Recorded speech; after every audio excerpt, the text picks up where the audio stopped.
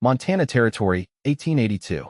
Dust hovered in the air, painting the setting sun a fierce amber as it descended behind the jagged peaks of the Bitterroot Mountains. The small settlement of Pine Creek stood as a defiant outpost against the untamed wilderness, a collection of wooden structures clinging to civilization at the edge of the unknown. This was a land that demanded everything and promised nothing in return, a lesson 21-year-old Nora Zimmerman had learned through bitter experience. Nora stood on the weathered porch of her modest boarding house, her honey blonde hair swept back into a practical bun, wisps escaping to frame a face too young to carry such weariness. Her blue calico dress, patched at the elbows but meticulously clean, fluttered in the evening breeze as she surveyed the street with eyes the color of winter's sky, clear, cold, and harboring storms.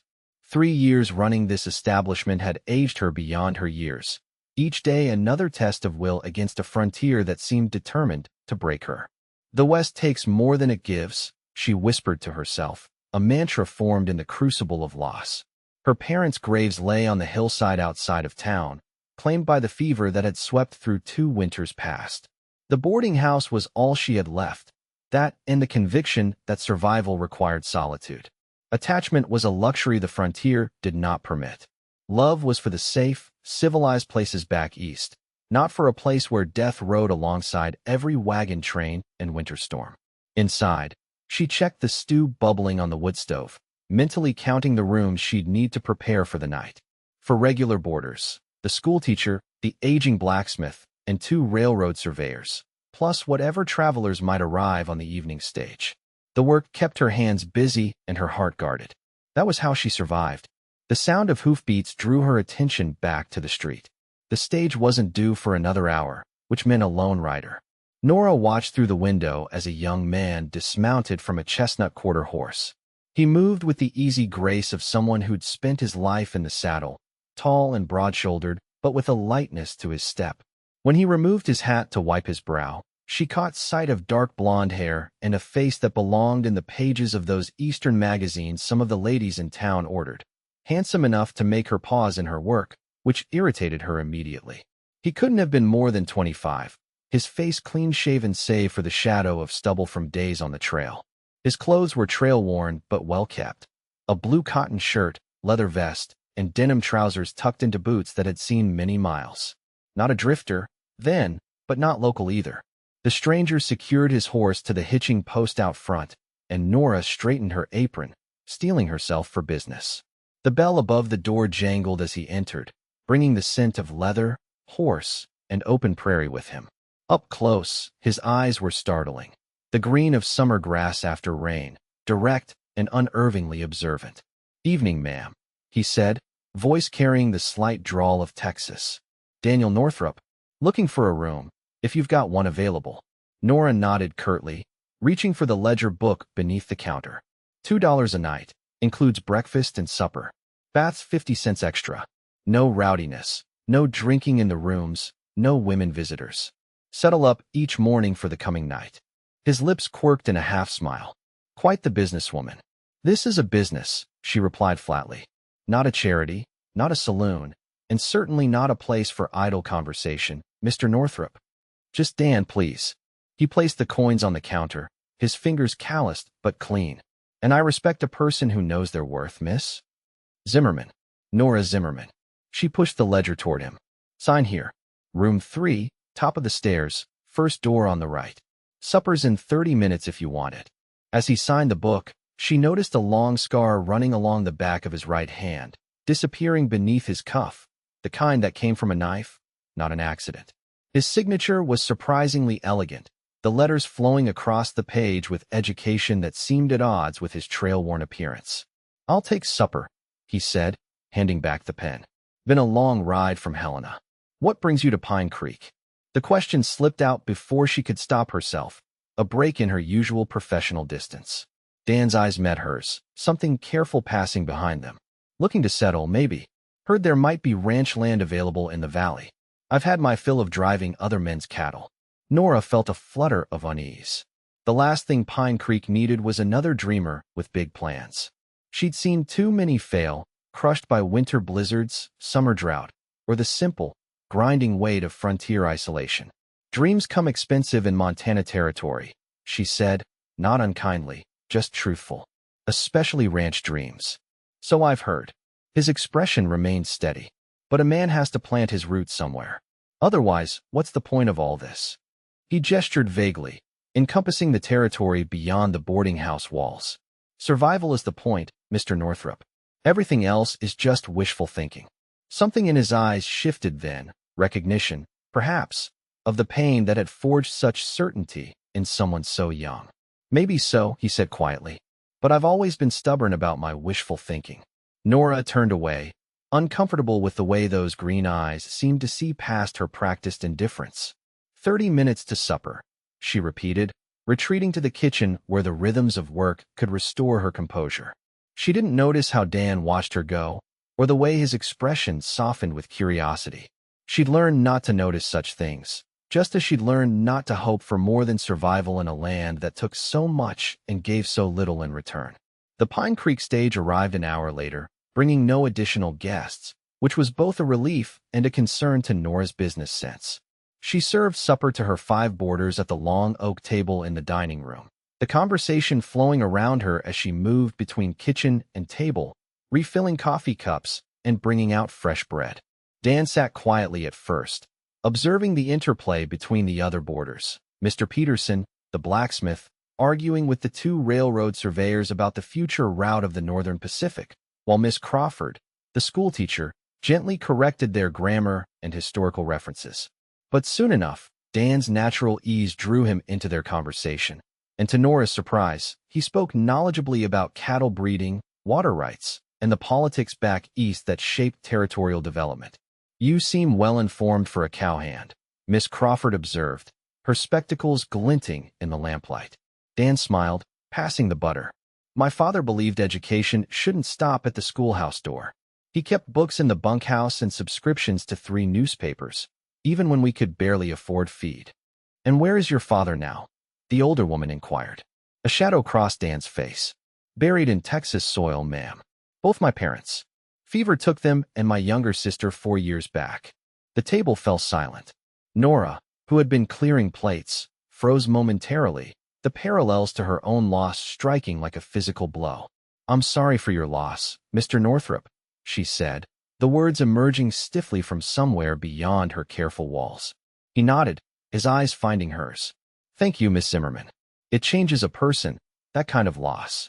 "Yes," she agreed quietly. "It does." Later, after the dishes were washed and the kitchen set to rights, Nora sat at her small desk in the back parlor, updating her ledger by lamplight.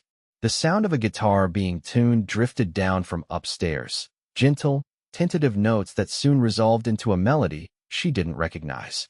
The music paused, then began again with more confidence, and she realized it was coming from Dan's room. The tune was melancholy but not despairing, like a question asked without expectation of answer. Despite herself, Nora found her pen stilling as she listened, the day's weariness temporarily suspended by the unexpected beauty. It had been so long since she'd allowed herself simple pleasures, music, conversation, the company of others beyond what business required. "Stop it," she whispered to herself. "He'll be gone in a week, like all the rest." Pine Creek was a way station, not a destination. People passed through, their dreams carrying them onward, or their failures driving them back east.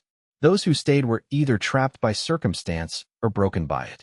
And yet, as the guitar notes continued to weave their spell through the quiet house, Nora couldn't help but wonder what it might be like to want more than mere survival. To believe, as Dan Northrop clearly did, that even the harsh Montana frontier might allow for something like roots, something like hope. The thought was dangerous, and she banished it firmly as she closed her ledger. The next morning brought a spring storm, rain driving against the windows with territorial fury. Nora arose before dawn as always, kindled the kitchen fire, and began preparing breakfast for her boarders. The railroad surveyors departed despite the weather, settling their bills with promises to return the following week. Miss Crawford hurried to the schoolhouse, and Mr. Peterson to his forge, leaving only Dan at the table, lingering over a 3rd cup of coffee. "You're not riding out in this?" Nora asked, clearing away the other dishes. Dan shook his head. No sense getting soaked when I've got business in town anyway. Need to speak with the land office, maybe the bank. He hesitated, then added, I was hoping you might point me toward anyone selling good grazing land. You seem to know what's what around here. Nora paused, weighing her response. The Harrington place might be available. 5 miles south, west of the creek. Old man Harrington died last fall, and his son's been making noise about selling and heading to California. She didn't add that 2 previous owners had failed on that same property, one losing everything to a bad winter, another to Blackfoot raiders before the peace. Much obliged, Dan said, watching her with those discerning eyes. You've been here a while then? All my life, she replied, stacking plates with more force than necessary. My parents came out with one of the first wagon trains, before the railroad. Built this place from nothing. And now it's yours. His statement held a question. Now it's mine, she confirmed, for whatever that's worth. Dan leaned back, studying her. It's worth a great deal, I'd say. A business, a roof, a place in the community. That's more than most have out here. It's just a building, Mr. Northrop. Boards and nails that need constant repair. It's not. She stopped herself, unwilling to articulate what it wasn't. A home, a future, anything more than a daily exercise in staving off failure. Not enough? He suggested gently. Nora straightened, her defenses rising. It's all the frontier offers, Mr. Northrop. A chance to work yourself to exhaustion for the mere privilege of doing it again tomorrow. Anyone promising more is either a fool or a liar. Instead of being offended, Dan smiled slightly. Perhaps you're right, Miss Zimmerman. But I've known good ranchers who built something more than survival. Families, communities, places where people could put down roots and find meaning beyond the next meal or the next winter. And how many of them lost it all to one bad season? One Indian raid? One case of fever? She hadn't meant to reveal so much, but the words escaped like steam from a kettle too long on the fire. Some, he acknowledged. That's the risk of living, isn't it? But I'd rather risk loss than never have anything worth losing. The simplicity of his statement struck her with unexpected force. Before she could respond, the front door burst open, bringing with it a gust of rain and the town's young deputy, soaked to the skin and breathing hard. Miss Zimmerman, he gasped, there's trouble. The creek's rising fast from the melt and this rain. Doc Palmer says to warn everyone on this side of town. If it keeps up, we might have flooding by nightfall. Nora's mind immediately shifted to practical concerns. Moving supplies from the cellar, sandbagging the front door, securing the livestock in the small stable out back. Thank you, Deputy. I'll see to things here. Dan was already on his feet. What can I do to help? The deputy looked him over, nodding gratefully. Another pair of hands is always welcome. They're filling sandbags down by the general store. I'll head there now. Dan turned to Nora. What about your place here? Need help securing anything before I go? For a moment, Nora was tempted to refuse, to maintain her careful independence. But practicality won out. The root cellar needs emptying, and the hen house should be moved to higher ground. I can manage the inside work. Dan nodded, already shrugging into his coat. I'll see to the outside, then join the others when it's done. The day passed in a blur of urgent activity. The rain continued relentlessly, and by mid-afternoon, the creek had swollen to twice its normal size, muddy water lapping at the footbridge that connected the two halves of town. Nora worked methodically, moving preserves and stored vegetables from the cellar to the kitchen, placing her most valuable ledgers and her parents' Bible and oilcloth on the highest shelf. Through the window, she caught glimpses of Dan working in the downpour, moving her small hen house to the rise behind the boarding house, reinforcing the stable door, carrying her firewood to the covered porch. When that was done, he disappeared toward the center of town, returning hours later with a group of men carrying sandbags, which they positioned along the vulnerable eastern side of the boarding house. By dusk, the rain had slowed to a steady drizzle, but the creek continued to rise, its usual gentle gurgle transformed to an ominous roar. The town gathered in the church on high ground, where the mayor and the doctor discussed emergency measures. Nora stood at the back, mentally calculating how long her supplies would last if the roads washed out. Dan appeared beside her, his clothes sodden but his eyes alert. The men think the creek will crest before midnight. If the rain holds off, we might escape the worst of it. And if it doesn't, she asked quietly, then we deal with that when it comes. He ran a hand through his wet hair. Your boarding house should be secure enough. We put extra sandbags along the east wall. Thank you, she said, the words feeling insufficient. You didn't have to do all that. He shrugged. It's what neighbors do. You're not my neighbor, Mr. Northrop. You're a guest passing through. Something flickered in his eyes. Determination, perhaps. Maybe not yet. But I mean to change that. Before she could respond, the mayor called for attention, and the meeting focused on organizing night watches along the creek. Dan volunteered for the midnight shift, and Nora found herself admiring his ready assistance despite being a stranger to Pine Creek. It was a quality she'd seen too rarely. People who gave without calculating the return. The boarding house was unusually quiet that night, with only Miss Crawford and Mr. Peterson returning after the meeting. Nora insisted they take the second-floor rooms as a precaution, leaving Dan's belongings in his room, but expecting he would remain on creek watch through the night.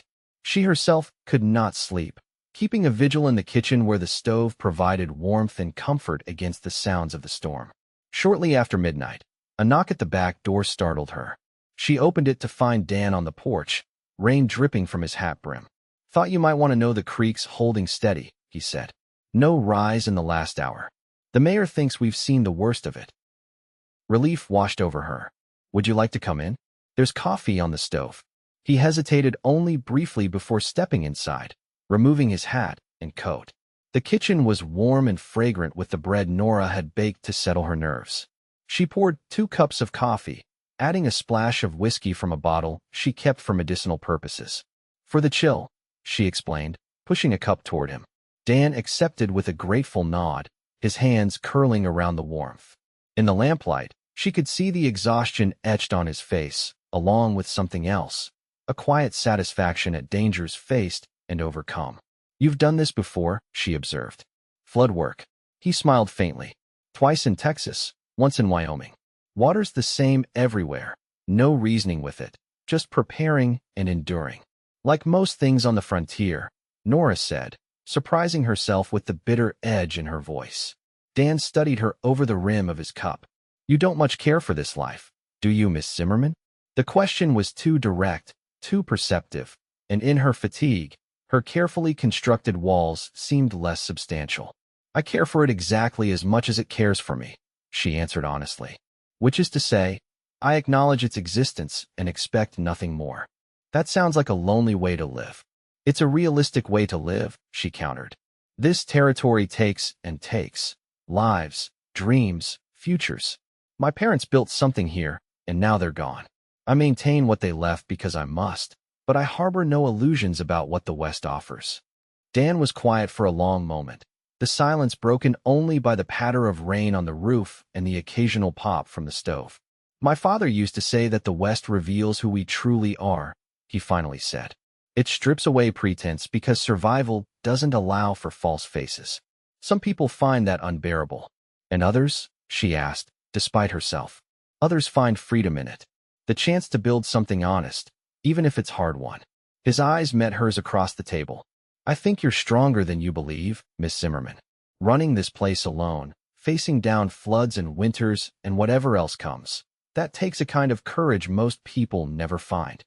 Nora looked away, uncomfortable with both the compliment and the perceptiveness behind it. It's just survival, Mr. Northrop. Nothing heroic about it. Isn't there? He leaned forward slightly. I've seen men with every advantage crumble under far less pressure than you've endured. Yet here you stand, keeping this place running, creating a home for travelers and townsfolk alike. A business, she corrected. Not a home. Dan smiled, the expression warming his tired face. Strange sort of business that smells like fresh bread at midnight and offers whiskey-laced coffee to sodden volunteers. Something inside Nora, something long dormant, responded to that smile, to the gentle challenge in his words. For a dangerous moment, she allowed herself to see the boarding house through his eyes, not just a building that demanded endless labor, but a place of warmth and refuge in a harsh land. The moment stretched between them, taut with possibilities neither was prepared to name. Then the distant church bell rang once, the signal that all was well with the creek watch, breaking the spell. Dan drained his cup and rose. I should get back to my post. Thank you for the coffee, Miss Zimmerman. Nora, she said impulsively. If we're to be neighbors, as you seem determined to be, you might as well use my given name. His smile deepened, reaching his eyes. Nora, then. And I'm Dan. Not Mr. Northrop. That was my father, and I never quite lived up to the name. I doubt that very much, she said quietly. He paused at the door, looking back at her with an expression she couldn't quite decipher. Perhaps someday you'll tell me about your parents. They must have been remarkable people to raise a daughter like you. Before she could respond, he was gone, slipping back into the rain-soaked night, leaving Nora with a strange, unfamiliar feeling stirring beneath her breastbone. Not quite hope, but perhaps its distant cousin, the dangerous suspicion that her carefully constructed worldview might not be as immutable as she believed. The creek did not flood that night, nor in the days that followed as spring reasserted itself across the valley. The town's quick action had prevented any serious damage, and life in Pine Creek resumed its normal rhythms. Dan Northrop, however, did not resume his journey. Instead, he began making himself a fixture in the community, helping rebuild the footbridge, assisting at the livery stable while its owner recovered from a broken leg, and most significantly, purchasing the Harrington Ranch after a single day's inspection of the property. Nora watched these developments with growing unease, not because she disliked Dan, quite the opposite, but because his evident determination to put down roots in Pine Creek threatened the careful emotional distance she maintained from everyone around her. He remained at the boarding house while making repairs to the ranch house, becoming a steady presence at her dinner table and a source of surprisingly stimulating conversation. 2 weeks after the near flood, Nora was hanging laundry in the yard when Dan rode up, his horse carrying supplies from town. He dismounted with his usual fluid grace, now familiar to her watching eyes. "Afternoon, Nora," he called, leading his horse to the water trough. "Fine day for drying clothes." She nodded, pinning a sheet to the line. "Rare enough to take advantage of. How are the repairs coming at your place?" "Roof's finally patched," he said, removing his hat to wipe his brow.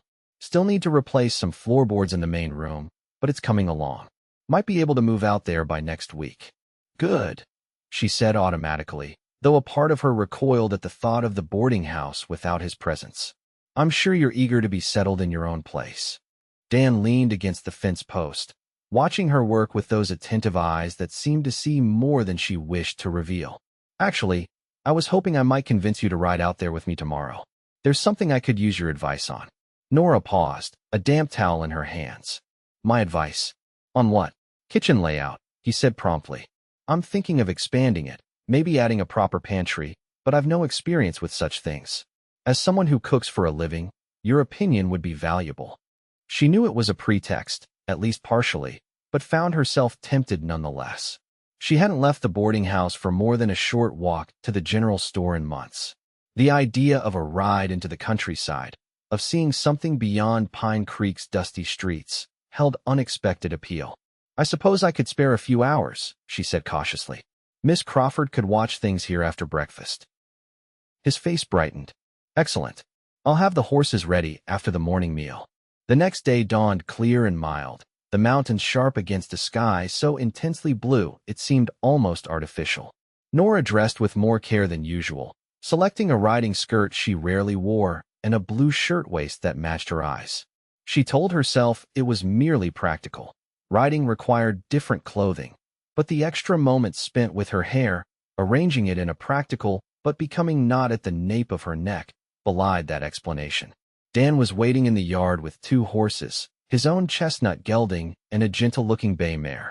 He'd clearly taken pains with his appearance as well, his hair neatly combed, his shirt fresh, and a new leather vest replacing his trail-worn one. "The mare is Daisy," he explained, helping Nora mount. "Borrowed her from the livery. Sweetest temperament you could ask for." The ride to the Harrington place, now the Northrop Ranch, took them along the creek and through meadows bursting with spring wildflowers. Despite herself, Nora felt something tight in her chest begin to loosen as they rode. The mountains stood sentinel around the valley, a ring of stone giants watching over the human endeavors below. For the first time in years, she found herself seeing the beauty of the Montana landscape rather than merely its dangers. Dan was an easy riding companion, pointing out wildlife and landmarks without pressing for conversation. When they crested a small rise, the ranch came into view.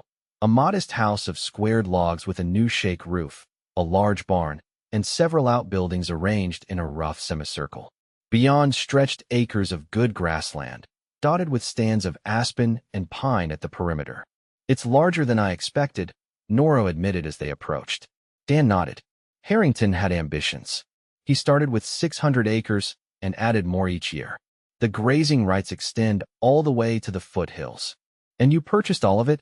she asked, surprised. Such a property represented significant investment. A shadow of something, hesitation, concern, crossed his face. "I did. I've been saving for my own place since I was 16. Worked my way up from ranch hand to foreman. Put aside every penny I could." He paused, then added more quietly. "After my family died, there wasn't much else to spend money on." The simple statement held volumes of unspoken grief, and Nora felt a surge of empathy. "I understand," she said softly. "After my parents passed, the boarding house became everything, both prison and purpose." He glanced at her, surprise and recognition mingling in his expression. "Yes, exactly that. Though I hope this place will be more purpose than prison for me." They dismounted in the yard, and Dan led her on a tour of the property. The house was simple but solidly built, with 3 rooms downstairs and a loft above. The kitchen was indeed small, occupying one corner of the main room with a cast-iron stove, a dry sink, and minimal workspace. "I thought perhaps we could extend this wall," Dan explained, gesturing to the eastern side of the house. "Build out a proper kitchen with its own entrance and a pantry for storing preserves and such." Nora walked the space, mentally calculating dimensions and practicalities. "It would work better if you extended from the north wall instead," she suggested. "Morning light for the kitchen, and you'd be building with the natural slope of the land. Less foundation work." Dan's eyebrows rose. "You know about construction?" "My father was a carpenter before he was a boarding house owner," she explained. "I grew up watching him build and repair. Some of it stuck."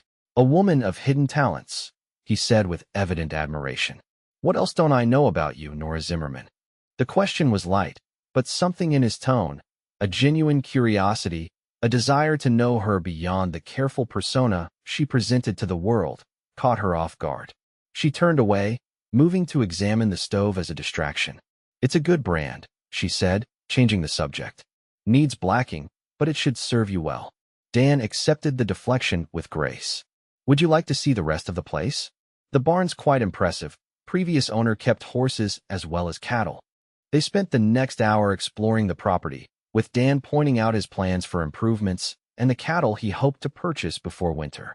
Throughout, Nora found herself impressed by the thoroughness of his thinking. He had considered water sources, winter feed storage, breeding strategies, market access. This was no idle dreamer, but a man who had spent years preparing for exactly this opportunity. "You've thought of everything," she observed as they walked back toward the house.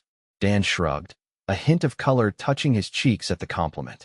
"Not everything, I'm sure. The land has a way of surprising even the best-prepared rancher. But I've tried to learn from others' mistakes."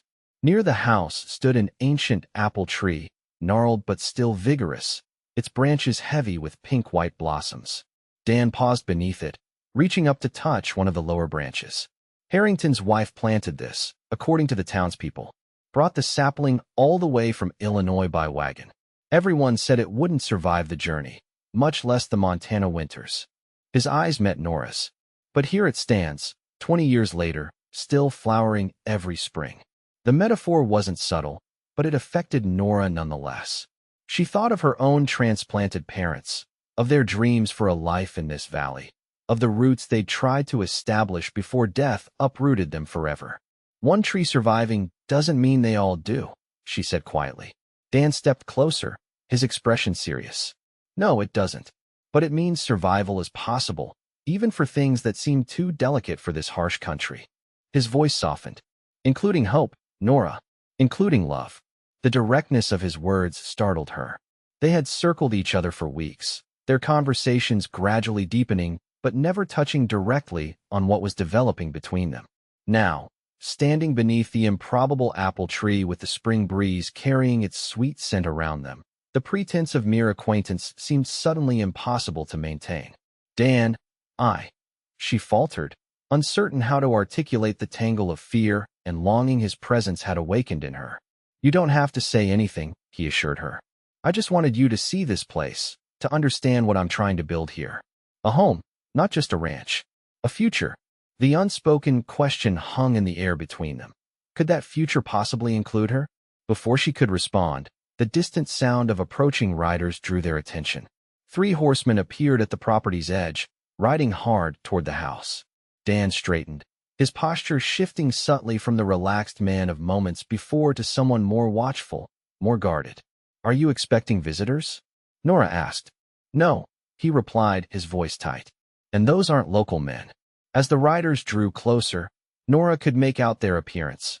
Rough-looking men with trail-worn clothing and the hard eyes of those who lived outside the bounds of settled society.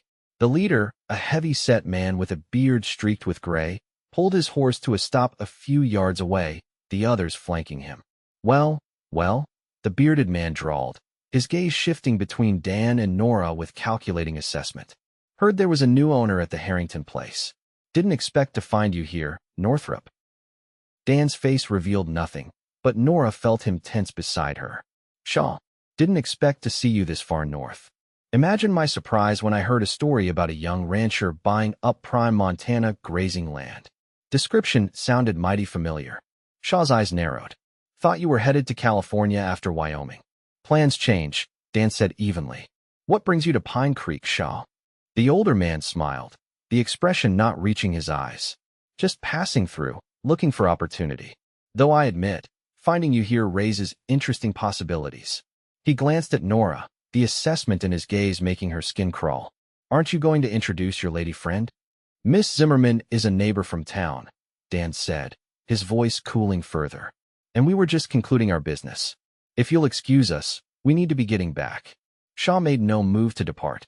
"Now that seems unfriendly, especially given our history. I think the lady might be interested to know exactly who she's keeping company with." Dan took a half step forward, placing himself partially between Nora and the riders. "This isn't the time or place, Shaw. If you've got business with me, we can discuss it tomorrow. In town." Something dangerous flickered in Shaw's eyes. "Always were one for proper appearances, weren't you, Northrop? All that education your daddy paid for before he went and died on you." He shifted in his saddle, hand resting casually near his holstered pistol. "But some stains don't wash out with fancy words." Nora felt the tension radiating from Dan, saw the careful control in his posture. These men knew each other, and whatever lay between them went beyond casual acquaintance. "Tomorrow, in town," Dan repeated, his voice leaving no room for argument. For a tense moment, it seemed Shaw might push further. Then, with deliberate casualness, he nodded. "Tomorrow, then. The saloon at noon." His gaze slid to Nora again, assessing and unpleasant. "Ma'am, pleasure meeting a friend of Northrop's. Don't believe everything he tells you about himself." With that parting shot, Shaw wheeled his horse around, his companions following suit. They rode away at a measured pace, Shaw's laughter drifting back on the breeze. When they were out of sight, Dan released a long, controlled breath. "I'm sorry about that," he said, not quite meeting Nora's eyes. "Who were they?" she asked quietly. "Jasper Shaw and his men. Small-time troublemakers from Wyoming." Dan's jaw tightened. "I had some dealings with them a few years back. Nothing I care to revisit." The careful vagueness of his answer stirred Nora's unease. "He seemed to know you quite well." "We crossed paths when I was working a ranch near Cheyenne." Dan finally looked at her directly. "It's a long story, Nora, and not a pleasant one. But I promise you, I've done nothing to be ashamed of." She wanted to believe him, realized with startling clarity just how much she wanted to trust in the man she'd come to know these past weeks. Yet Shaw's insinuations had awakened the caution that was her first defense against a world that had taught her the dangers of trust. "Perhaps we should head back," she suggested, retreating into formality. "Miss Crawford will be wondering where I am." Disappointment flickered across Dan's face, but he nodded. "Of course, I'll saddle the horses." The ride back to Pine Creek passed in strained silence, the easy camaraderie of the morning replaced by a wall of unasked questions. As they approached the boarding house, the sun was beginning its descent behind the mountains, casting long shadows across the dusty street. Dan helped Nora dismount, his hands gentle at her waist despite the tension between them. Thank you for coming out to the ranch today, he said formally. Your advice on the kitchen was very helpful. She nodded, not trusting herself to speak. Part of her wanted to ask directly about Shaw, to demand explanations that might ease the anxiety gnawing at her. Another part, the cautious survivor who had navigated loss and loneliness for years, whispered that involvement would only bring pain, that Dan Northrop and his secrets were not her concern. As if reading her thoughts, Dan reached for her hand, his touch light but insistent. Nora, about Shaw and what he said, it's none of my business, she interrupted. Your past is your own, Mr. Northrop. His expression tightened at her deliberate return to formality. So it's back to Mr. Northrop now? Because a man from my past showed up and made vague insinuations? Because I realized I know very little about you, she countered, withdrawing her hand from his. And because whatever I might have been starting to feel, she stopped, unwilling to admit even that much. Dan's eyes softened. Whatever you were starting to feel matters to me, Nora. More than you know. He stepped closer, voice lowering. Ask me. Whatever you want to know about me, just ask. I won't lie to you. The sincerity in his voice almost broke her resolve. For a dangerous moment, she allowed herself to imagine trusting him, opening the carefully locked chambers of her heart to possibility again. I can't, she whispered, the words painful in her throat. I built a life here, Dan. A solitary, careful life where no one can hurt me because I don't let anyone close enough to matter. And then you arrived, and in just a few weeks, she shook her head. I'm not meant for this. For caring. For worrying whether someone else's secrets will bring danger to my door. Nora, please, she interrupted. I need time. And space. She stepped back, creating physical distance to match the emotional withdrawal. You said you're moving to the ranch next week. Perhaps that's for the best. Hurt flashed across his features, quickly masked. If that's what you want. It's what I need, she said, the lie bitter on her tongue. Dan nodded once, a sharp, controlled movement. Then I'll respect that. But tomorrow at noon, I'm meeting Shaw at the saloon. After that, if you're willing to listen, I'd like to explain what he was referring to. His eyes held hers, intent and honest. Not because I owe you an explanation, but because I want you to know me, Nora. All of me, not just the parts that are easy to share.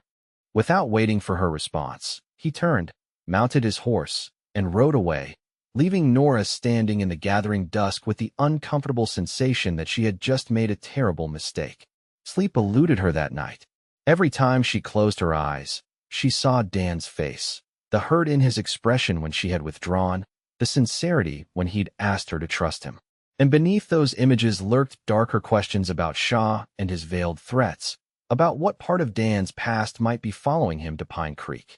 By morning, Nora had made a decision. After serving breakfast to her boarders, Dan conspicuously absent, having left before dawn according to Miss Crawford, she changed into her best day dress, a modest blue calico with white piping, and did something she'd never done before. She closed the boarding house in the middle of a business day, leaving a note on the door that she would return by supper. The Pine Creek Saloon stood on the far end of Main Street, a two-story affair with pretensions to elegance that its weathered exterior couldn't quite support. Nora had never entered its doors. Respectable women generally didn't, unless accompanying their husbands to the occasional community dance held in the larger backroom. But today, respectability seemed less important than truth. As she approached the saloon, the church bell struck noon. Through the windows, she could see the place was unusually crowded for midday, word of some impending confrontation having drawn the curious and the idle. She hesitated at the batwing doors, gathering her courage, then pushed through. Conversation stuttered to a halt as heads turned toward her.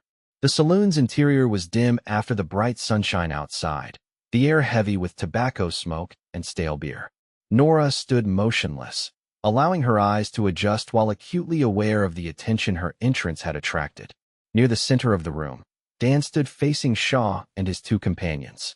All four men had turned at her entrance, surprise evident on their faces. Dan recovered first, crossing to her with quick strides.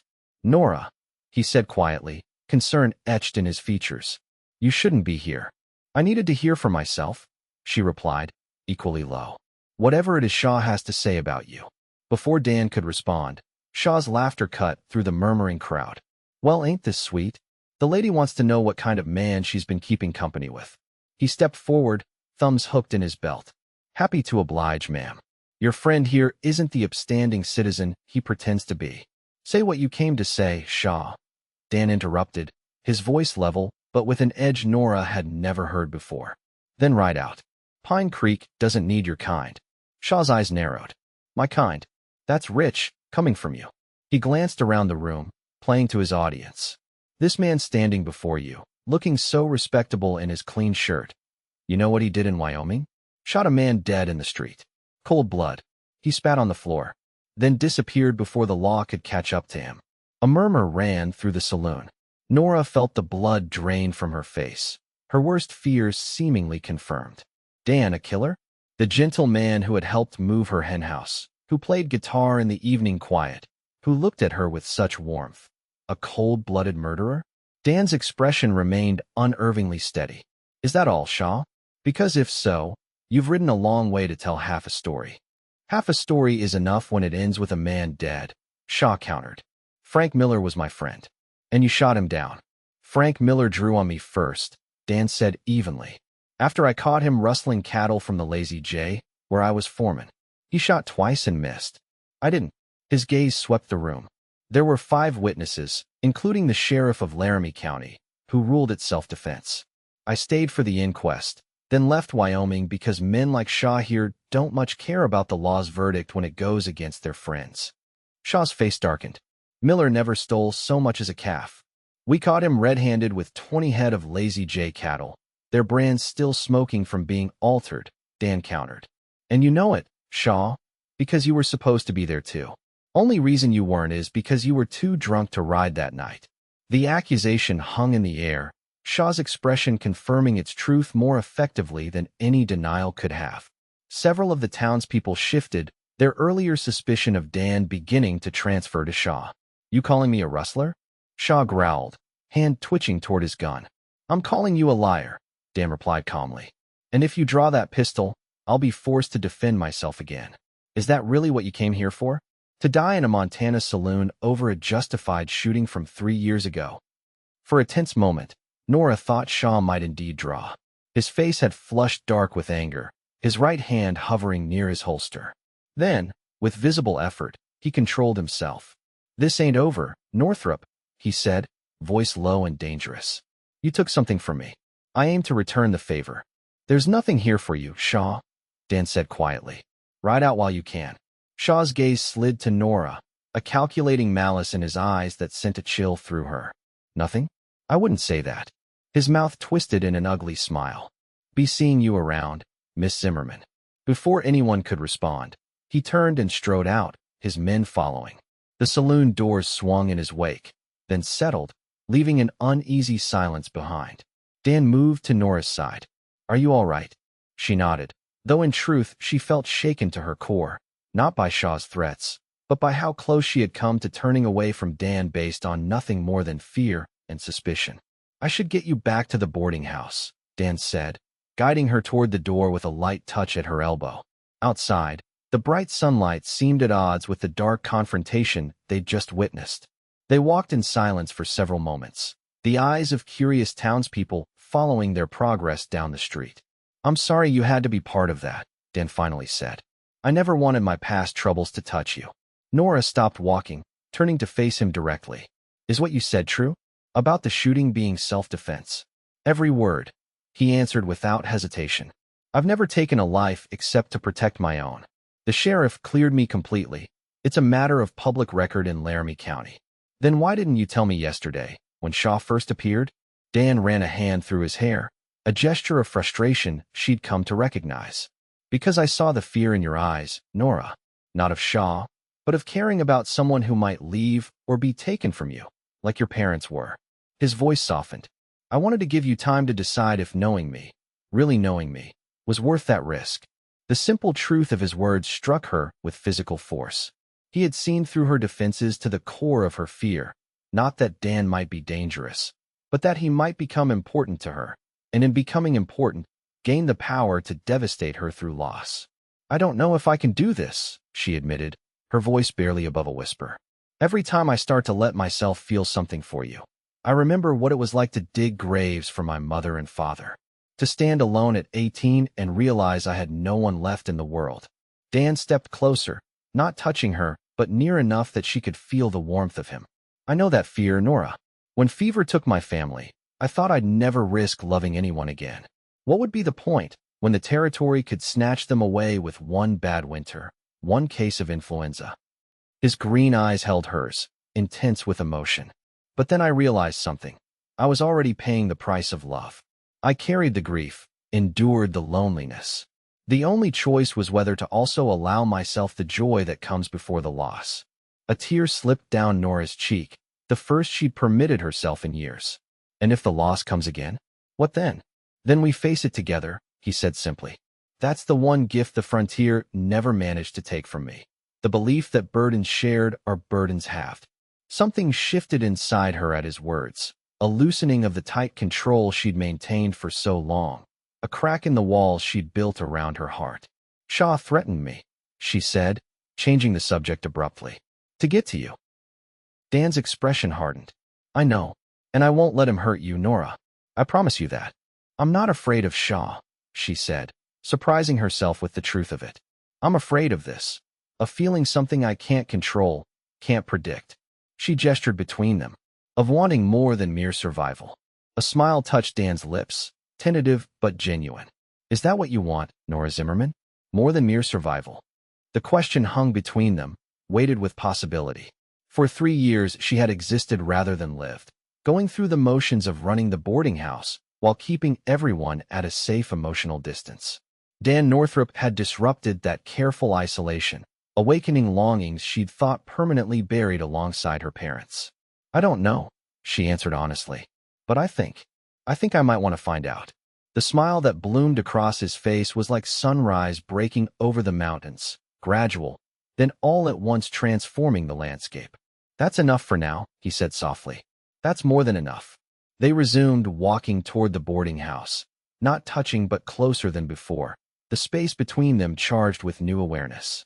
Whatever came next, whether threat from Shaw or the natural challenges of the Montana frontier, they would face it not as isolated survivors, but as two people beginning to believe that even in the harsh territory, something tender might take root and grow. Shaw and his men did not immediately depart Pine Creek, as Dan had suggested. Instead, they took rooms at the crude hotel above the saloon, their presence casting a shadow over the town's usual routines. The local deputy kept a watchful eye on them, but could do nothing without cause, and Shaw was careful to remain within the bounds of the law, at least in public view. Nora refused to alter her daily patterns out of fear, continuing to run the boarding house with her customary efficiency. Dan divided his time between completing repairs on the ranch house and helping at the livery stable, but he took to escorting Nora whenever she needed to visit the general store or the bank, his presence both protective and companionable. A week after the confrontation in the saloon, Nora was in the kitchen preparing supper when she heard the front door open. Expecting it to be Dan returning from the stable, she called out a greeting as she wiped her hands on her apron. Instead, Shaw's bulky figure filled the doorway to the kitchen, his 2 companions flanking him. Evening, Miss Zimmerman, he drawled, hat in hand in a mockery of politeness. Hope we ain't interrupting your cooking. Nora straightened, fear fluttering in her chest, but determination keeping her voice steady. The boarding house is closed to new guests, Mr. Shaw. I suggest you try the hotel. Shaw smiled unpleasantly. Oh, we're not looking for rooms. Just a friendly chat. He stepped further into the kitchen, his men remaining by the door, blocking her escape. She realized with growing alarm. Been thinking about our mutual friend Northrop. Man's got himself a fine start here. Good land, respected position in town. His eyes narrowed. Even caught himself a pretty woman. All things a man might hate to lose. If you have business with Mr. Northrop, I suggest you speak with him directly, Nora said, edging toward the heavy iron skillet on the stove. That's just it, Shaw replied, tracking her movement with cold eyes. My business is making sure Northrop understands the cost of crossing me. And you, Miss Zimmerman, are part of that lesson. He lunged suddenly, faster than she would have expected for a man his size. Nora snatched the skillet and swung, catching him a glancing blow on the shoulder. He cursed, stumbling back, but his companions surged forward. One grabbed her arm, twisting until she dropped the makeshift weapon with a cry of pain. Feisty, Shaw growled, rubbing his shoulder. I can see why Northrop likes you. The deputy will be making his rounds any minute, Nora said, fighting to keep her voice from trembling. And several of my boarders will be arriving for supper shortly. Shaw chuckled. Nice try, but we watched the deputy ride out toward the Nielsen place 10 minutes ago. Something about a disturbance. He exchanged smug glances with his men. As for your boarders, seems they all got urgent messages calling them elsewhere this evening. The deliberate planning behind their attack sent ice through Nora's veins. These weren't opportunistic thugs, but men executing a calculated revenge against Dan, with her as the instrument. What do you want? She asked, stalling for time, hoping against hope that Dan might arrive early as he sometimes did. Originally, just to rough you up a bit. Enough to send Northrop a message. Shaw's eyes hardened. But after that little display with the skillet, I'm thinking something more permanent might be in order. One of the men holding Nora laughed unpleasantly. Boss, we could take her out to that abandoned line shack we passed coming in. By the time anyone found her, no one's taking me anywhere, Nora interrupted, a surge of desperate courage overtaking her fear. She drove her heel down hard on her captor's instep, simultaneously ramming her elbow into his ribs. Surprised, he loosened his grip enough for her to wrench free, but Shaw was too close for her to reach the door. Instead, she grabbed a nearby kitchen knife, backing toward the window. Stay back, she warned, brandishing the blade. Shaw's expression darkened. You're just making this worse for yourself, girl. He nodded to his men. Get her, and make sure she can't scream. The two men advanced cautiously. Nora slashed at the air between them, knowing she couldn't hold them off for long but determined not to be taken without a fight. When the back of her legs hit the dry sink, she realized she had nowhere left to retreat. The sharp crack of a revolver shattered the tense tableau. Every head turned toward the kitchen doorway, where Dan stood with his Colt .45 held steady, the barrel still smoking from a shot fired into the ceiling. Step away from her, he said, his voice cold and precise. Now. Shaw recovered quickly from his surprise. Northrop always did have bad timing. He gestured casually, as if they were having a friendly discussion. We were just getting acquainted with your lady friend. 3 armed men against 1 woman. Very acquainted. Dan's gaze flicked briefly to Nora. Are you hurt? She shook her head, relief making her lightheaded. They just arrived. Dan's focus returned to Shaw, his aim unwavering. You've made a serious mistake, Shaw. Breaking into a woman's home, threatening her, that's hanging offense territory. It's her word against ours, Shaw replied with ugly confidence. And there's 3 of us to 1 of her. Who's to say what really happened? Maybe we were invited in for a friendly visit. There's me, Dan countered. And unlike Wyoming, I'm not leaving. I'll testify to finding you here, armed and threatening. The whole town knows your grudge against me. A tense silence followed as Shaw calculated his options. Then, with deliberate slowness, he smiled. Maybe we'll call this one a draw, Northrop. For now. He nodded to his men. Boys, let's leave these 2 lovebirds to their evening. You're not going anywhere except the sheriff's office, Dan said flatly. Deputy's away, but the mayor has authority to hold you until he returns. Shaw's smile didn't waver, but his eyes grew harder. You planning to shoot all 3 of us, Northrop? Because that's what it'll take to stop us walking out that door. And even you aren't fast enough to drop 3 men before one of us puts a bullet in your precious Miss Zimmerman. The brutal logic of his statement hung in the air. Nora saw the calculation in Dan's eyes, the recognition that while he might kill Shaw, he couldn't protect her from all 3 men if they decided to shoot. Let them go, Dan, she said quietly. It's not worth risking your life. Dan's jaw tightened, but after a long moment, he stepped aside, clearing the path to the door. This is the last time you walk away, Shaw. Next time, it ends. Shaw chuckled as he moved past, tipping his hat mockingly to Nora. Something we agree on, Northrop. This ain't over, not by a long shot. At the door, he paused.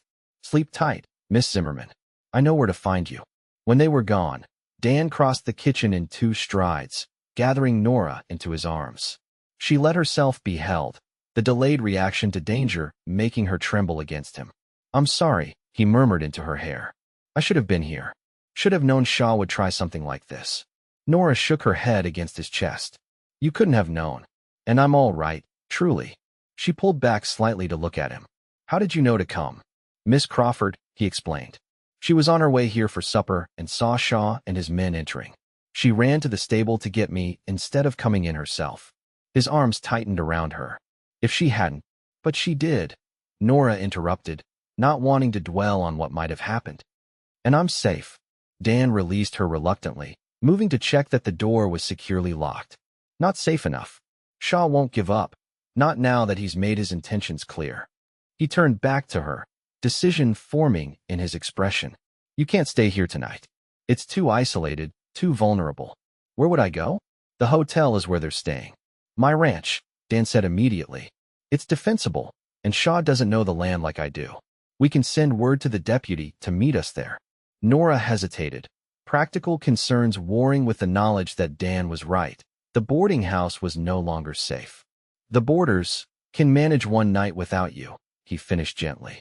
Or they can stay elsewhere. This is about keeping you alive, Nora. The starkness of his statement settled her doubts. All right, let me pack a few things.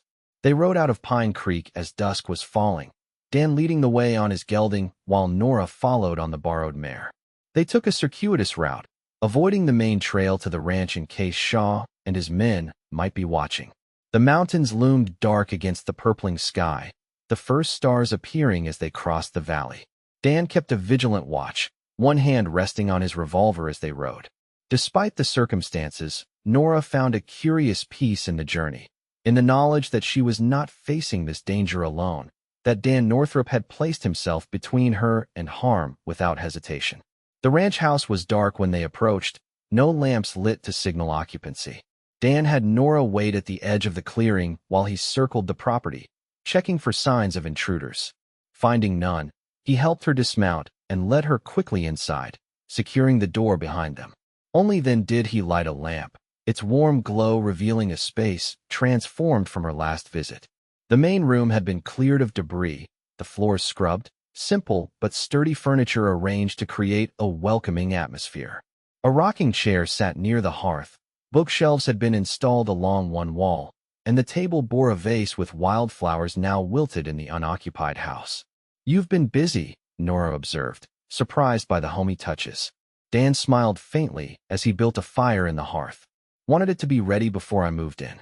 A proper home, not just a place to sleep. He glanced at her, something vulnerable in his expression. Though I'll admit, I was hoping you'd see it under different circumstances. The simple admission touched her, the knowledge that he had created this space with her approval in mind, that her opinion mattered to him even in such practical matters. It's lovely, she said softly. You've done remarkable work in so short a time. As the fire caught, spreading warmth through the room, Dan set about preparing a simple meal from the supplies he'd brought from town. Nora insisted on helping, the familiar routine of cooking together creating a strange domesticity that belied the danger that had driven them here. Over the meal, Dan outlined his plan. The deputy should return to town by morning. I left a message with the blacksmith explaining the situation. Once the law's involved, Shaw will have to tread more carefully. And if he doesn't? Nora asked, voicing the fear that had been growing since their escape from town. If he decides to come after us here? Dan's expression grew serious. Then I'll do whatever's necessary to protect you. He reached across the table, covering her hand with his. I won't let him hurt you, Nora. I promise you that. The conviction in his voice was absolute, and she found herself believing him despite the odds. 3 armed men against one, with only an absent deputy and miles of wilderness between them and help. This is my fault, she said quietly. If you hadn't become involved with me, Shaw would have nothing to threaten you with. Dan's fingers tightened on hers. No, don't think that way. Shaw is a man who nurses grudges and seeks revenge for imagined slights. If not you, he would have found something else. His eyes held hers across the flickering lamplight. And Nora, knowing you has been worth any risk. Even this. The simple declaration hung in the air between them, honest and unadorned. In that moment, something shifted irrevocably in Nora's heart, the final barrier crumbling before the evidence of a man who would risk everything to keep her safe, who valued her above his own security. I'm afraid, she admitted, the words barely audible above the crackling fire. Not of Shaw, or what he might do. I'm afraid of how much I've come to care for you, Dan. Of how quickly you've become. She faltered, searching for words. Essential, he suggested softly. She nodded, a tear slipping down her cheek. I told myself I'd never be vulnerable again after my parents died. That the only way to survive the frontier was to expect nothing, need no one. A tremulous smile touched her lips. And then you walked into my boarding house with your green eyes and your quiet questions, and suddenly all my careful rules seemed so empty.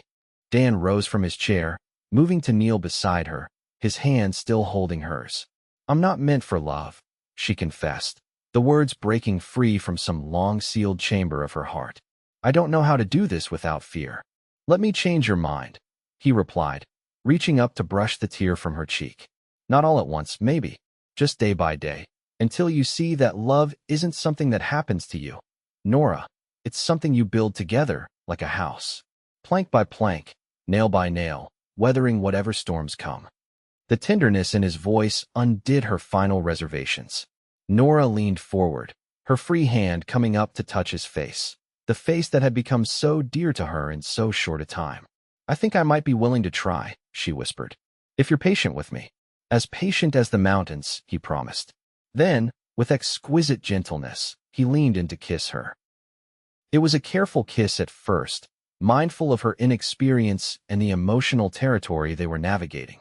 But as Nora responded, her hands moving to his shoulders, it deepened into something more urgent, an affirmation of life and connection in the face of danger, a promise of possibilities neither had dared acknowledge until now. When they finally drew apart, both breathless, Dan rested his forehead against hers. I've wanted to do that since the second week you were glaring at me over breakfast, he admitted with a smile. Nora laughed, the sound surprising her. How long since she had truly laughed? I was not glaring. I was evaluating. Terrifyingly, he agreed, pressing another quick kiss to her lips before rising. We should get some rest. Tomorrow will bring its own challenges. He insisted she take the bedroom, while he would keep watch from the main room. Despite her protests, Dan was adamant. With Shaw and his men potentially seeking them out, someone needed to remain alert. I'll be right outside the door, he assured her. Nothing's going to happen to you, Nora. Not while I'm breathing. The simple vow followed her into dreams, a shield against the nightmares that might otherwise have plagued her. Dawn broke clear and cold over the Montana Valley, sunlight streaming through the bedroom window to wake Nora from the deepest sleep she'd had in years. For a moment, disorientation gripped her. The unfamiliar room, the absence of the usual sounds of Pine Creek waking. Then memory returned, Shaw's threats, the flight to the ranch, Dan's kiss and promise. She rose quickly, straightening her rumpled dress as best she could before opening the door to the main room. Dan stood at the window, rifle in hand, scanning the approach to the ranch. He turned at the sound of the door, his face lighting with a smile that warmed her more thoroughly than the morning sun. Sleep well? He asked, setting the rifle aside to stoke the fire. Better than I should have, given the circumstances, she admitted, moving to help him prepare a simple breakfast. Any sign of trouble? Dan shook his head. Quiet night. I'm hoping that means the deputy returned and has Shaw occupied in town. He didn't voice the alternative, that Shaw was biding his time, planning a more calculated approach. They ate quickly, both aware of the need to make decisions about their next steps. The temporary sanctuary of the ranch couldn't last indefinitely. Eventually, they would need to return to town, to their respective responsibilities. I've been thinking, Dan said as he cleared the plates. If Shaw is determined to use you to get to me, the only real solution is to remove his opportunity. Nora felt a chill that had nothing to do with the morning air. What do you mean? Dan turned to face her, his expression serious. I mean you shouldn't be alone, not until this is resolved. Either the deputy arrests Shaw and his men, or... He hesitated. Or what? She prompted. Or you stay here, with me? He finished, watching her reaction carefully. Not just today, but until it's safe. Maybe longer, if you were willing. The implication was clear, and Nora felt her heart accelerate. Dan, are you suggesting? I'm suggesting that I love you, Nora Zimmerman, he said simply. I know it's fast. I know you're still learning to trust what's between us.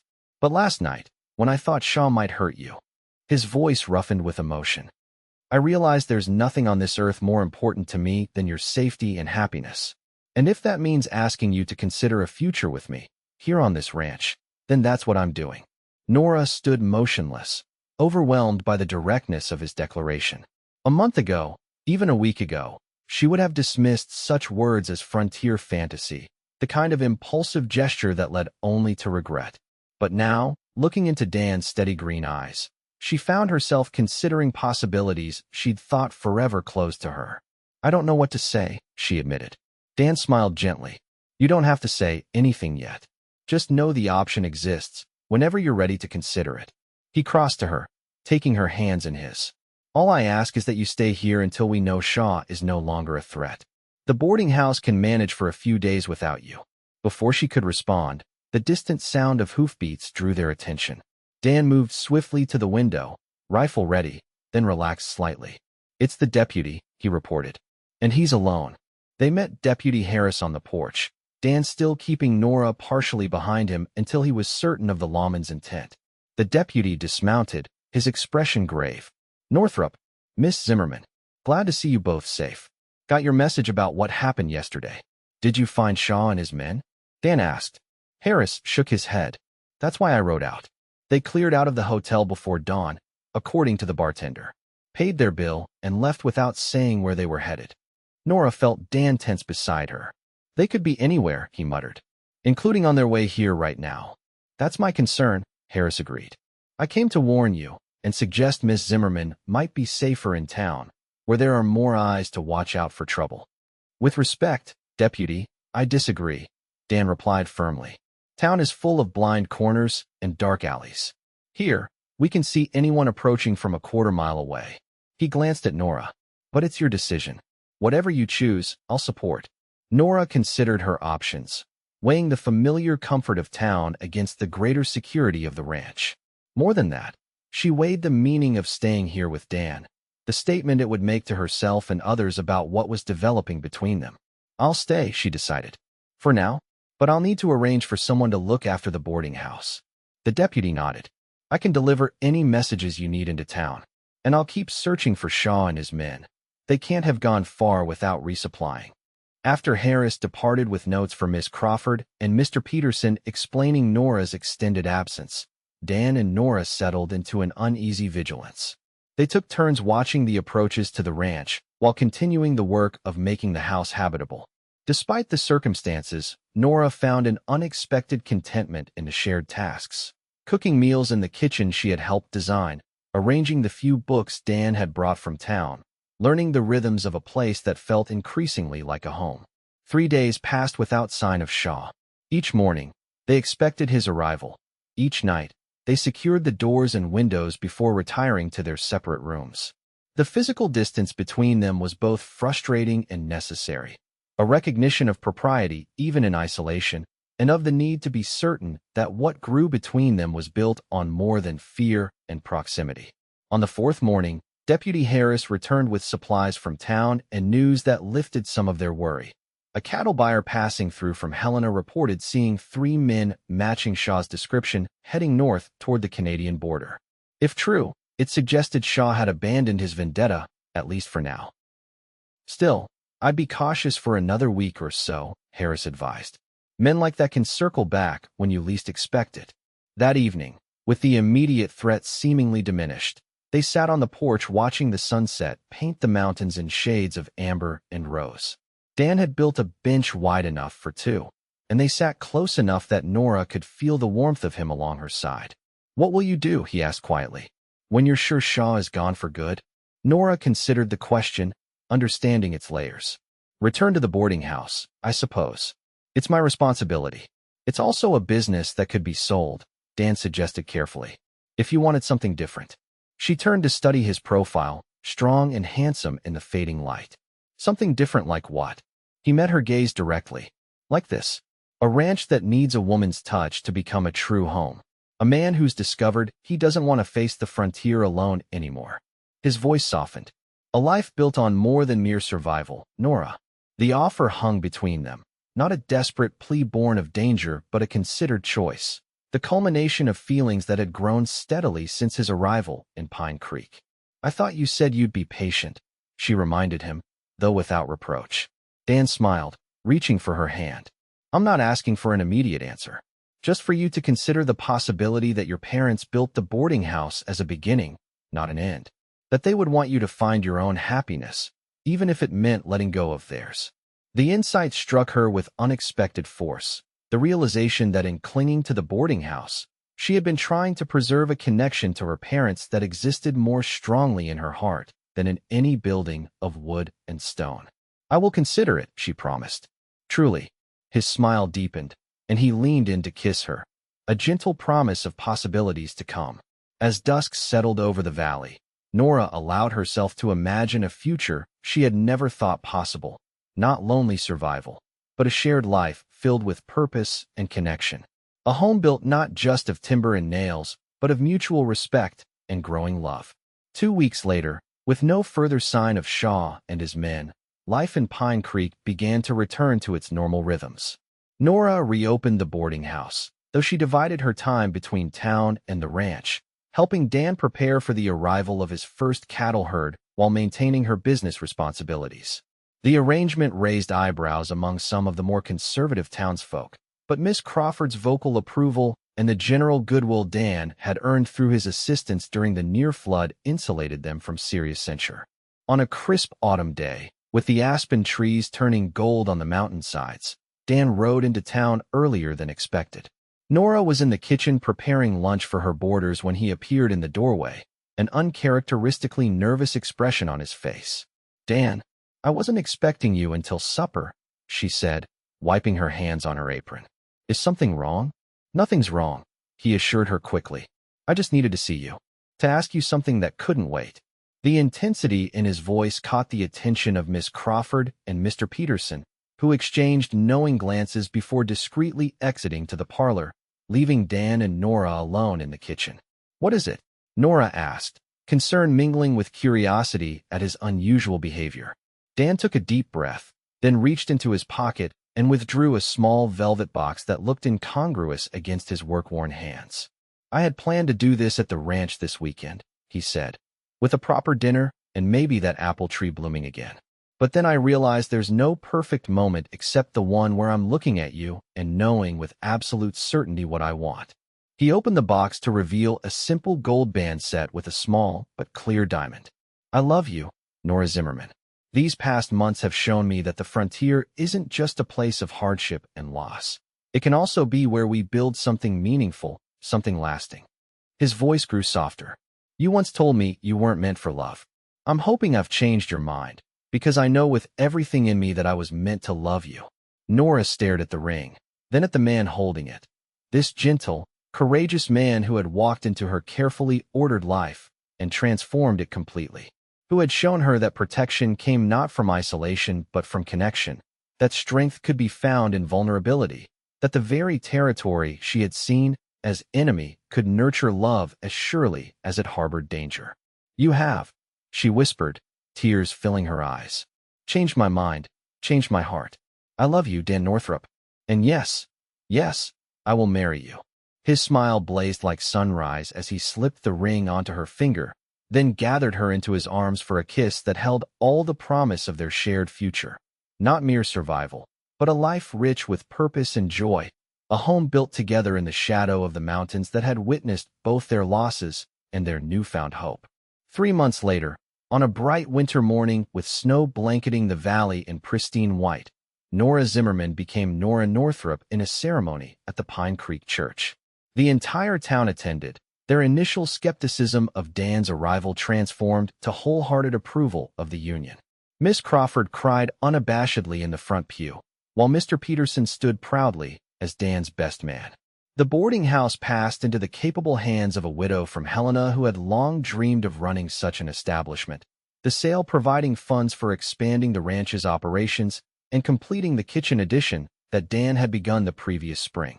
As they rode toward their home after the celebration, Nora in a simple ivory dress with a fur-lined cloak against the winter chill, Dan handsome in his new suit. They paused at the crest of the hill overlooking their property. Smoke rose in a welcoming plume from the chimney, the house now fully renovated with the expanded kitchen, a covered porch wrapping around 3 sides, and a small guest room for visitors from town. Happy? Dan asked, his arms secure around her waist as they sat together on his gelding. Nora leaned into his warmth, considering the question with the thoughtfulness that had drawn him to her from the beginning. Below them stretched the land they would work together, the home they had created from hope and persistence, the future that once seemed impossible on the harsh Montana frontier. More than happy, she answered truthfully. At peace, as if everything, even the losses, even the fears, was leading to this moment, to us. She turned to meet his gaze, no longer guarded but open with the love she had finally allowed herself to embrace. I was wrong about the frontier, Dan. It doesn't just take. Sometimes, if we're brave enough to risk it, it gives us exactly what we need. Dan smiled, pressing a kiss to her temple. And what we need isn't just survival. No, she agreed, her heart full as they continued down the hill toward home. What we need is this. Each other. A love strong enough to weather whatever comes. As the sun glinted off fresh snow and the mountains stood sentinel around them, Nora Northrop felt something she had not experienced since childhood, complete belonging. Not merely surviving the frontier, but thriving within it. Building a life filled with purpose and connection, writing a love story that would endure long after they were gone, as resilient and timeless as the Montana wilderness itself.